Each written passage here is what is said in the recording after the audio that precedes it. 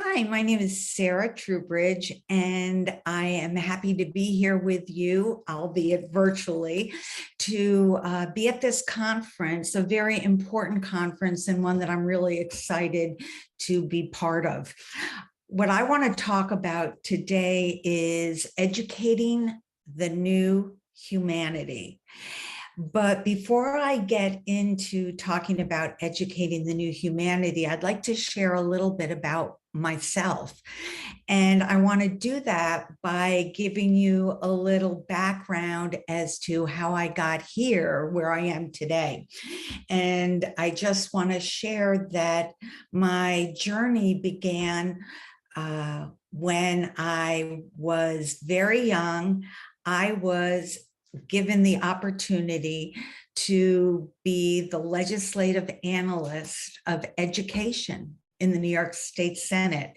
And in that capacity, I was doing policy. I was writing legislation and working on finding out the programmatic aspects of legislation and briefing senators about how to vote, what the legislation entailed, and aspects of the legislation that was in front of them.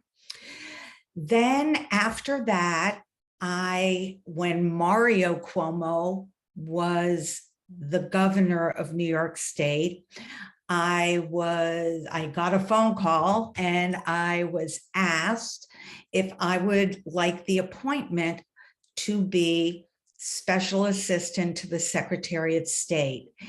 And in that capacity, first of all, I said yes.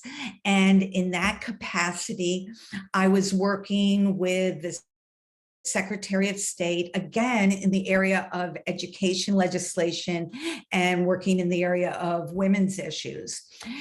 And one day I got a phone call, and it was from somebody from the legislature who got in touch with me to say, Sara, you know that legislation that you wrote? I had passed a piece of I wrote a piece of legislation that actually got passed by the Senate and became a law in New York State. They said, you know that piece of legislation? Well, this is how it's being implemented in New York State. And I heard this, and the implementation of the legislation was not how I intended it to be. I was very upset that the way I wrote the legislation and intended it to be carried out, it was not being done that way. And in fact, it was more detrimental than I felt beneficial in the way that it was being carried out. So with that, no lie, I hung up the phone. I walked into the Secretary of State's office and I quit. And I said, I want to be a teacher. And my reasoning for that was, at that moment, in that instant, I realized that where it matters isn't so much what policy is being legislated, but who's in the classroom touching and being with the children. I realized that when a teacher shuts the door, it's between the teacher and the students, and that interaction is what makes a difference in the lives of children. It's not always the policy. So with that, I went to California, went back to school, got my teaching credential, and started teaching. I taught second grade, and I had a way of teaching. This is way before social emotional learning became the buzzword. And I would have, I taught second grade. I would start the day with class meetings. I would end with class meetings. We didn't have any rules. I just had one big poster in glitter that was the golden rule. So we would start our day talking about the golden rule, and we would end our day saying, tell me about a way that you saw the golden rule in action. And it was a wonderful, wonderful experience working with second graders. Well, standards came into being in California. And before that, if I had to teach about the solar system, I was allowed to do it any way I wanted. With standards, it was pretty much required that I use a certain text, that I do things in a more prescriptive manner. One day, my principal came to me and said, with all the class meetings I had and with all the relationship building that I did with my students, she said, Sara, you love the students too much. And with that, I did what I did in the legislature. I quit, because it was then and there that I made a decision that I was going back to school to get my doctorate so that I could have letters behind my name and say what I've always said, that the way to a child's head is through their heart. But now people would listen because I had those initials behind my name. So here I am today, having done my doctorate. I now talk a lot about educating the new humanity. I started a business talking about educating the new humanity, which is all about creating an ecosystem that spreads love by embracing the oneness and resilience of humanity. And what I do, my area of research was in resilience, which now has become a very big buzzword. Yet when I started, not many people knew of resilience. I wrote a book about resilience called Resilience Begins with Beliefs. And that was published in 2014 by Teacher College Press, before resilience became a buzzword. So I am, by many people's standards, I am referred to as a resilience researcher. I go throughout the country, internationally, talking about resilience. But what I want to talk about today is my work with educating the new humanity. And as I said, educating the new humanity is something that I created, an ecosystem that I created. And I want to talk a little bit about what I mean by educating the new humanity. First of all, so many times we hear about educating the 21st century, educating the 21st century.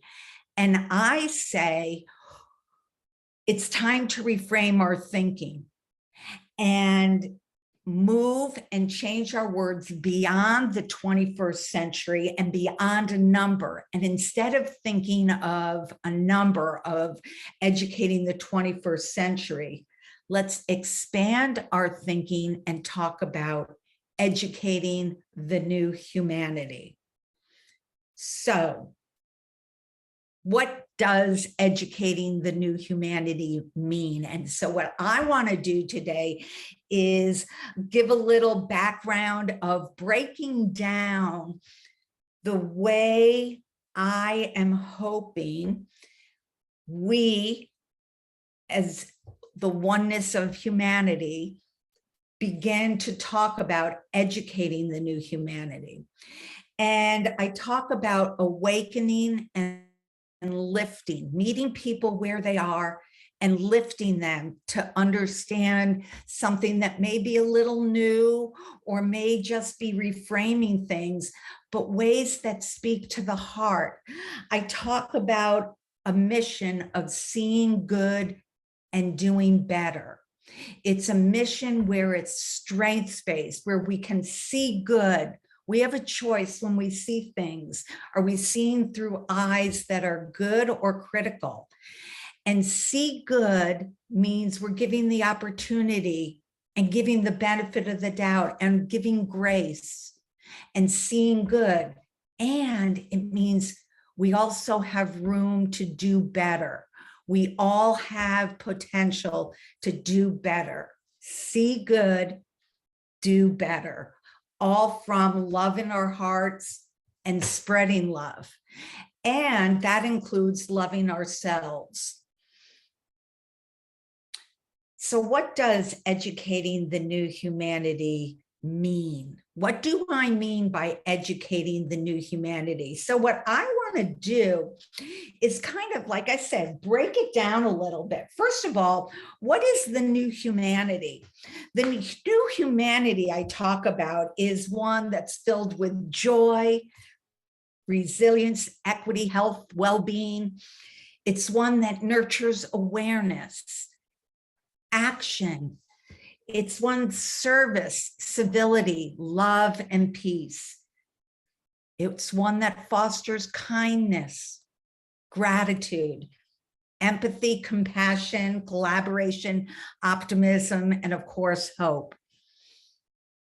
It's where we all journey on a path towards awakening and acknowledging the potential and the oneness of humanity. So what I like doing is breaking down the words. And so let's start educating the new humanity. Let's start with, what do I mean by educating? And for the purposes that I use the word, so often people think of education as being synonymous with schools, but it's not. Education, when I'm using it in educating the new humanity, it's with a capital E. So I'm going to use a quote first. Educating the mind without educating the heart is no education at all. That was by Aristotle. Education is only a means to an end. What we do with our education is, in fact, the actual end. We can use our education and learning in ways that do good or in ways that do harm. Whether we are talking about formal or informal education, what we actually do with our education, whether we are aware of it or not, involves the integration of our hearts. So what does that mean? The integration of our hearts with our heads means that we bring such things as empathy, purpose, passion to our actions. It's our being and our doing. And this is done by being purposeful in education, actually educating, talking about and providing opportunities to reflect on and to experience the things such as empathy, passion, and purpose. And whether or not we use education to mean formal or informal education, the whole purpose is to benefit oneself, others, and the world. And in doing so, one needs to educate the head and the heart. And again, when I talk about education, I'm talking about education, I call it with a capital E, that education is more than just a school. Education is about education for life. It's about living life and learning through life. Education goes beyond the four walls of a classroom. Education is the way we bring ourselves into this world and live in this world. Every day is an education. So educating the new humanity, educating with a capital E. So now, educating the new. What do we mean by new? Here's the quote for new. Each day holds a surprise, but only if we expect it can we see, hear, or feel it when it comes to us. Let's not be afraid to receive each day's surprise, whether it comes to us as sorrow or joy. It will open a new place in our hearts, a place where we can welcome new friends and celebrate more fully our shared humanity. And that quote was by Henry Nouwen. So what's the one message about new? Well, Merriam-Webster defines new. They have a few definitions for new, and there are two that fit best within the context of what we mean with new in the phrase of new humanity. One is having recently come into existence, and another one is, quote, different from one of the same category that's existed previously. So we know humanity already exists, yet the new humanity is one that's yet to come. The humanity that exists now is laden with inequality, incivility, conflict, strife, and competition, just to name a few. I truly believe in my heart of all hearts that we are actually on the cusp of a new humanity. So what is the new humanity? The new humanity is one that is filled with joy, resilience, equity, health, and well-being. The new humanity nurtures awareness, action, service, civility, and peace. The new humanity fosters love, kindness, gratitude, empathy, compassion, collaboration, optimism, and hope. The new humanity is one where all journey on the path towards awakening and actualizing their full potential and the oneness of humanity. So, educating the new humanity. We talk about educating. What is educating? With a capital E. New. What do we mean by new? The yet to come, yet we're on the cusp. And now humanity. What do we mean by humanity? And so here's the quote for humanity. When in my eyes you see yourself, when in my eyes, let me start again. When in my eyes you see yourself and I see me in yours, then we shall share the greatest wealth our lustrous flow endures. For love increases when it's shared and leads to unity. Through love, our hearts will beat as one in the new humanity. That is a verse from a song, a children's song that was written for a school called the Mayer Schools in California. And the Mayer means compassion. And so this was an independent school that was built to foster love, beauty, and service amongst its students and parents. And that is what drives the curriculum at that school. And actually, there's a TED Talk that I did that you can find if you put my name in with a TED Talk, a TED Talk about spirituality in education, and it talks about the Mayer Schools. You may find that of interest. Again, you can find that if you Google Sara Truebridge TED Talks. So the new humanity, when I talk about humanity, the new humanity that is emerging is actually already inside us.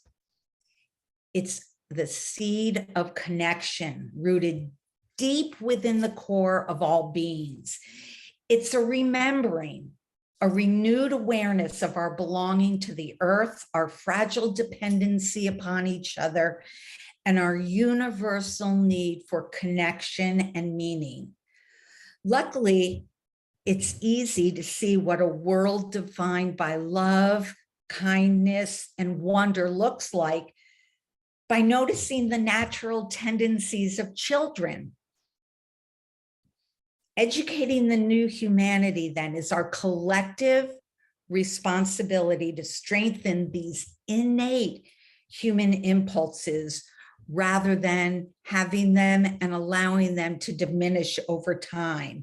We know that over time, we've seen this when students are in school, something happens between that 3rd and 4th grade where the awe and wonder diminish. It doesn't have to be that way. We have to find ways to nurture the wonder, the awe, the spirit in our students. And to do this, we have to nourish our whole self, the cognitive, physical, social, emotional, and spiritual. And let's not get confused with spiritual and religious. Spiritual, in the context that I talk about spirituality, I talk about the awe, the wonder, the oneness, the unity, the sense of belonging, the ability to ask the big questions. Spirituality is going inside, which is different when we talk about the social emotional, which is talking about our relational aspects going outside. So if we're not talking about spirituality in education, I would venture to say we're not addressing the whole child. If we're going to leave out sexuality, which is one of the components of the whole child, then I would say we aren't educating the whole child. Perhaps at this very moment, the spiritual component of our children and ourselves is the most challenging, but it's also the most pressing to nurture. Allowing space for awe, making time for joy, and cultivating faith in the unknown requires vulnerability and trust in the not yet seen. It is the most tender yet resilient part of ourselves that we must be courageous enough to share. Educating the new humanity. So, who's responsible for educating the new humanity? We all are. We all have the responsibility and the privilege of educating the new humanity. It's educating ourselves and educating others. It's not just for children and students, it's for all walks of life. Because the goal of educating the new humanity is to recognize the resilience and oneness of all humanity. I want to leave you with an activity, and I would love for you to engage in a conversation with someone and ask them, what does educating the new humanity mean to you? And hear how they put those words together to create a concept of educating the new humanity. I also invite you to reflect and continually think about educating the new humanity and think about ways that you can awaken and lift humanity, and ways you can carry yourself to see good and do better. I leave you with this, with two thoughts. I'm going to read one quote that I just think is a beautiful quote and I love so much. And it's a quote that talks about what we can do when we think, oh, we're not doing enough. So let me read you that quote. I am only one, but still I am one. I cannot do everything, but still I can do something. And because I cannot do everything, I will not refuse to do something that I can do. And that was written by Edward Everett Hale. And the last thing I want to leave you with is, as I mentioned, educating the new humanity. You can visit educatingthenewhumanity.com. Here is our North Star. It only takes one. One ecosystem inspiring people to awaken, to learn, to lift and love. Co-creating a better world for everyone. One person, one moment, one day, 1 week at a time. Together, we collectively embrace the oneness of humanity and link together in educating the new humanity. Thank you for spending this time with me.